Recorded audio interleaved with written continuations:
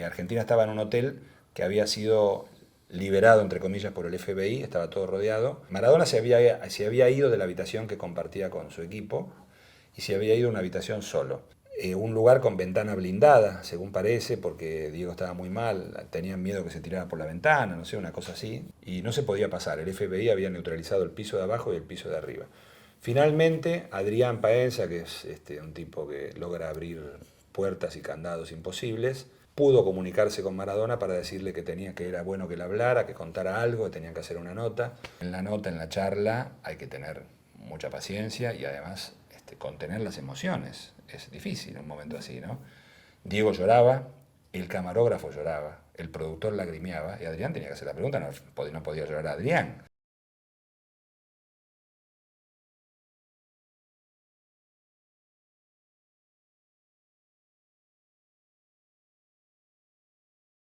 Primero que habría que decirle al pibe es que no estudie periodismo y que estudie otra cosa. Se fue configurando. El bilardismo es posterior, es decir, se generó, a ver, Argentina campeón del mundo, censura por todos lados.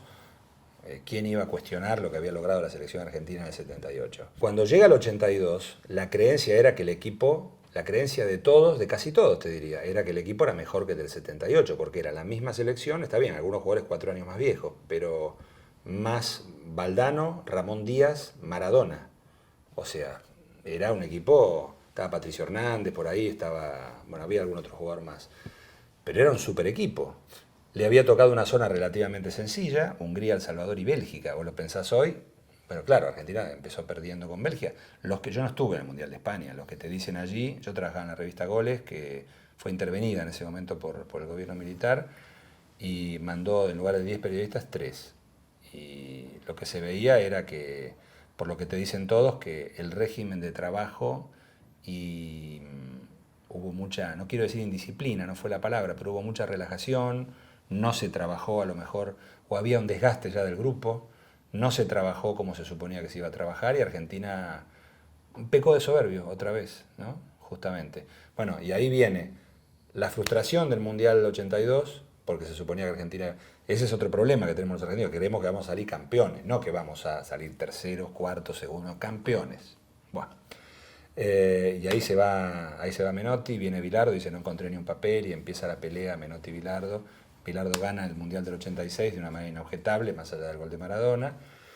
Y se hace la pelea entre grupos de periodistas, corporizados en Clarín y en La Razón, en aquel momento primero que nada, y después toma Estado Público a través de Radio El Mundo primero y Radio Mitre después, que es por 80. Periodistas de una generación mayor que nosotros, gente que está entre los 60 y los 70 años hoy. Y la verdad, a la distancia, los dos tenían algo de razón, los dos exageraban algunas virtudes. En esa época, en el 82-83, se da la discusión en la cancha entre Estudiantes de La Plata e Independiente, que juegan la final del Campeonato Nacional. Estudiantes le gana los dos torneos a Independiente. Y aparece una tercera opción, pero ninguneada en general, que es la de Ferrocarril Oeste con Timoteo Grigol, y no era Estudiantes. Si bien algunos periodistas lo comparaban con Estudiantes, Ferro no era Estudiantes de ninguna manera, porque Ferro jugaba bien, jugaba limpio, era otra cosa. Y ese Estudiantes también jugaba muy bien. Aparece Argentinos Juniors como una opción reivindicativa de la línea de Menotti, con un técnico que había sido ayudante de Menotti como Saporiti, llevando y tomando la historia de Huracán del 73, un campeón bárbaro que hace la mejor final con Juventus. Digamos que había para todos los gustos, pero era una pelea que tenía mucha menos difusión de lo que hoy. Hoy una pelea así estaría en todos los canales todo el tiempo. En aquella época, yo creo que los chicos que estudian periodismo, lo principal que tienen que entender es que no había internet, que no había celulares, que había 5 canales en blanco y negro. Bueno, ya había en color en el año 82, 83, 84, pero no había la posibilidad de grandes editoriales en los medios defendiendo algo y los otros atacándolo. Estaba Víctor Hugo, que fue el que cambió la historia del relato en Argentina en el 81. Víctor Hugo tenía una posición pro Bilardo en aquel momento. Y los anti-Bilardo estaban más circunscritos al grupo Clarín. Era una radio contra un diario. Era medio... Lo que sí yo recuerdo era que había una trilogía de medios que defendían mucho a Menotti, que eran Radio Rivadavia, Clarín y El Gráfico. Yo recuerdo haber ido por Clarín a José Cepaz a la concentración de la selección argentina y en un momento que había problemas, que había rispideces, no sé exactamente qué, me acuerdo que salió Pizarotti a la puerta, éramos 20 periodistas y dijo, Clarín, El Gráfico y Rivadavia. Yo trabajaba en Clarín, entré.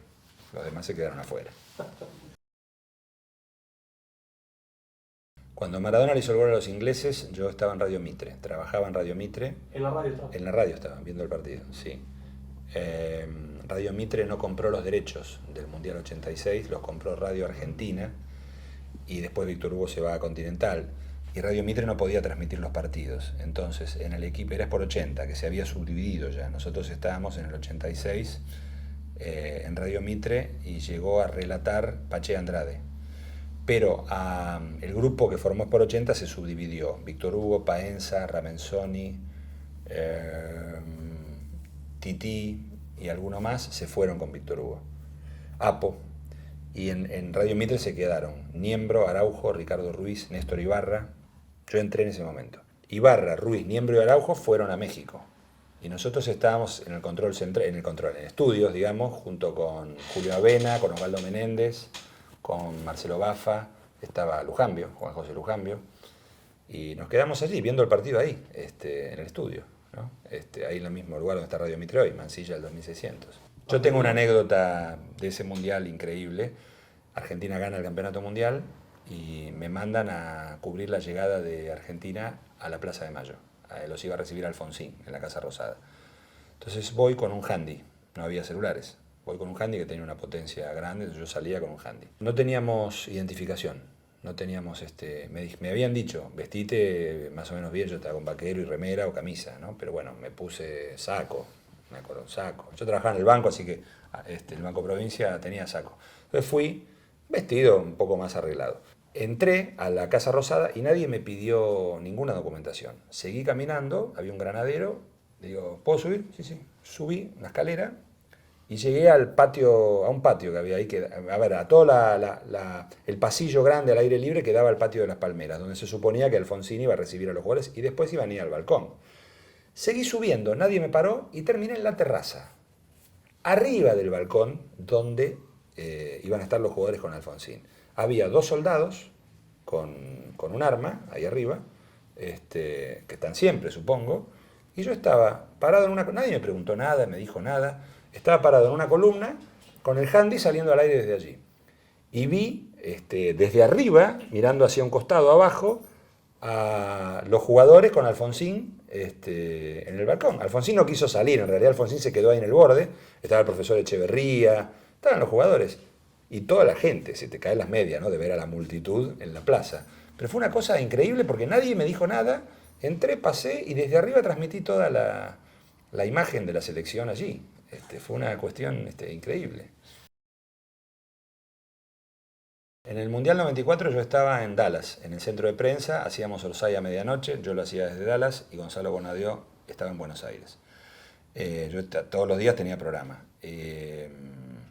Bueno, Argentina gana los 2 primeros partidos en Boston, sí, digo bien, estaba en el Babson College, estábamos por Canal 13, Teis Sport todavía no había salido, estaba Pepe D'Amato a cargo de la infraestructura general, estaba TN ya, y Diego Maradona había sido contratado para hacer una especie de columnista de vez en cuando el tiempo lo permitiría, iba a hacer alguna cosa. Argentina juega el tercer partido contra Bulgaria, en el Cotton Bowl, que es la cancha de Dallas, al lado del IBC, del centro de prensa, estaba el Cotton Bowl. Y la noche previa fuimos a comer con Macaya, con Arau, y la versión era que, 2 noches antes, que había habido un doping positivo. Se hablaba allí, entre todos los periodistas, de que era Sergio Vázquez el que había dado positivo en el doping. Bueno, finalmente fue Maradona. Fue una situación particular porque lo que nos llegaba desde Buenos Aires era de un dramatismo y la gente estaba destruida con este tema del doping de Maradona. Algunos hablaban de una confabulación, de una maniobra para que Argentina no saliera campeón. Esa historia en general que creemos los argentinos que somos tan importantes, ¿no? Que en el mundo están pendientes a ver cómo nos va. Yo estaba en el hotel mío y me llaman y me dicen que Adrián Paenza le iba a hacer una nota a Maradona, que teníamos que hacerla, que tenía que hacerla y yo la tenía que llevar. Argentina estaba en un hotel que había sido liberado, entre comillas, por el FBI, estaba todo rodeado. El FBI había tomado, Maradona se había ido de la habitación que compartía con su equipo y se había ido a una habitación solo. Un lugar con ventana blindada, según parece, porque Diego estaba muy mal, tenían miedo que se tirara por la ventana, no sé, una cosa así. Diego estaba muy mal, golpeando permanentemente las paredes, y no se podía pasar. El FBI había neutralizado el piso de abajo y el piso de arriba. Finalmente, Adrián Paenza, que es un tipo que logra abrir puertas y candados imposibles, pudo comunicarse con Maradona para decirle que era bueno que le hablara, que contara algo, que tenían que hacer una nota. Entonces Adrián fue, con muchísimas precauciones, a la habitación de Diego, junto con Gustavo Rodero, que era el camarógrafo, y con un productor, Julián Abadi.